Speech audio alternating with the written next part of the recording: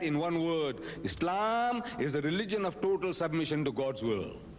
So what he was teaching was Islam. Maybe he himself didn't know the term Islam, but that is the definition he's giving of Islam. So the teaching of Moses was Islam, not Judaism. Therefore Allah says, only Islam is a religion which is acceptable in my sight. No such thing as Judaism or Christianity.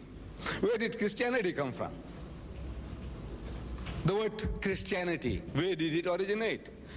Did Jesus give his religion, says my religion is Christianity? Did he say I'm the Christ?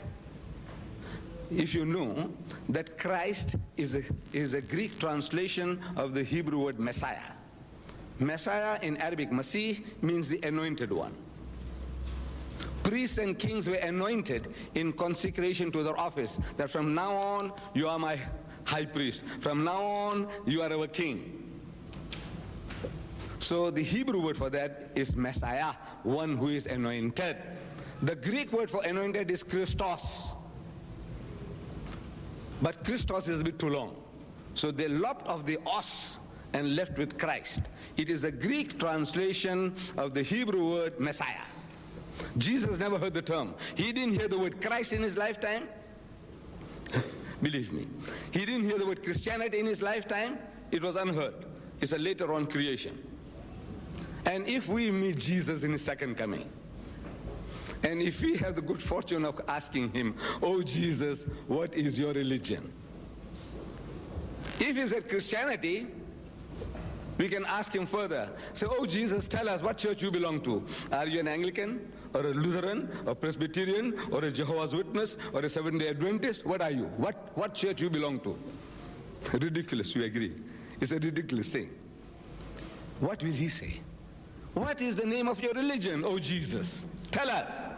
And he will tell us that my religion is a religion of total submission to God's will. One word for that in the Arabic language is Islam. Islam means a religion of total submission to God's will. God says only Islam. Christianity is your creation. Where did the term come from? It is in the New Testament. That the enemies of the followers of Jesus, disparagingly they pointed to them at Antioch, and for the first time they used the term that these are Christians, meaning the worshippers of Christ. And the Christians liked the term, so they adopted it, from which we get Christianity. Christianity was a term coined, invented by the enemies of the followers of Jesus. You like the term, you take it. You see, in my country, people call other people names. They call them names.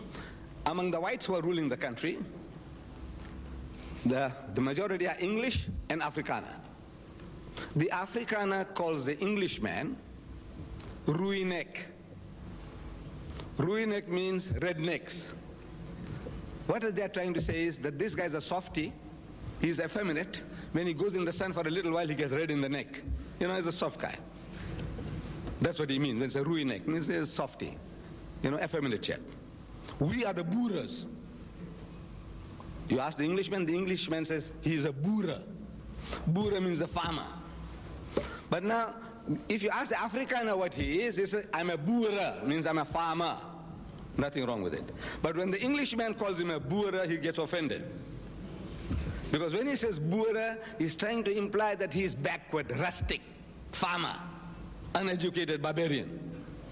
Though he himself says I'm a Boera, but an English-speaking person says he is a Boera, meaning he is backward.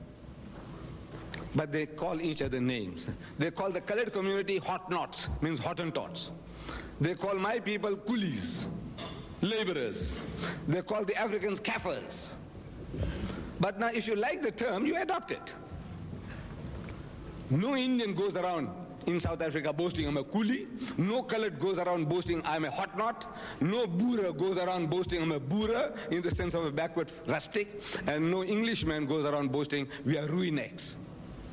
But if you like the term, the choice is yours. The Christian made the choice. They liked what the enemies called them, and they accepted it.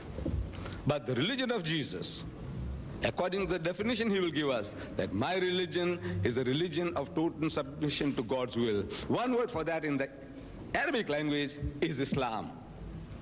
And he is a Muslim. The Quran describes Jesus as a Muslim, his disciples as Muslims. What does it mean? That they followed Muhammad? No, they didn't hear the term Muhammad. Then what does Muslim mean? Muslim means one who has submitted his will to the will of God. Anyone who submits his will to the will of God, the Quran says Abraham was a Muslim, Moses was a Muslim, David, Solomon and Jesus were Muslims, Muhammad was a Muslim, and everyone who submits his will to the will of God is a Muslim. In the Garden of Gethsemane, we see this submission by Jesus, which qualifies him to be called a Muslim per excellence. He goes to the Garden of Gethsemane, according to the New Testament, and he tells his disciples, wait and watch, meaning keep guard. And he went a little further and fell on his face and prayed to God. Said, oh my Father, if it be possible, let this cup pass away from me, meaning remove the difficulty from me, but not as I will, but as thou wilt.